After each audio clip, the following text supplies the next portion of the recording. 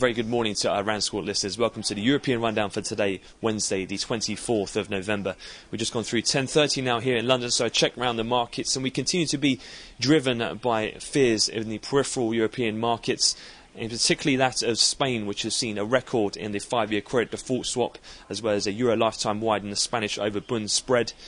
And the IBEX in the equity markets continues to underperform against the core European bourses, led predominantly by the banking stocks, Santander and BBVA.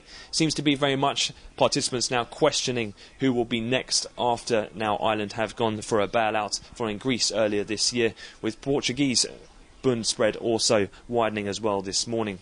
One of the other notable news stories as well overnight has continued over Ireland. Banking stocks down sharply again today. We did have S&P downgrade the sovereign rating of Ireland as well overnight.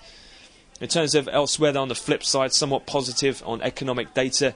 We had the latest German IFO report came in much stronger than expected. That's knocked Bunds slightly off the highs, as well as a relatively poorly received new Bund auction from the Bundesbank, where the cover ratio was slightly lower than the old tap on the previous line, with a higher average yield, and the Bundesbank retaining quite a large portion of that issue.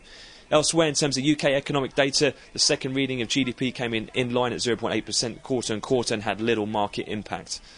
Looking forward, though, quite a lot of US data today, given as we head into Thanksgiving holidays, with the market closes in the US on Thursday and low participation expected on Friday as well. Today we'll have the weekly jobless numbers. We've also got durable goods, the PCE numbers, the November final Michigan reports, new home sales and the weekly DOE numbers.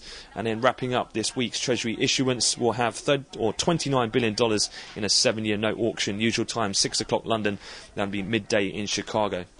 So that completes the European wrap-up. That's all from me. For any US listeners, I wish you all a good Thanksgiving holiday. So we'll have another update to come at the European cash OT close. Have a great trading day.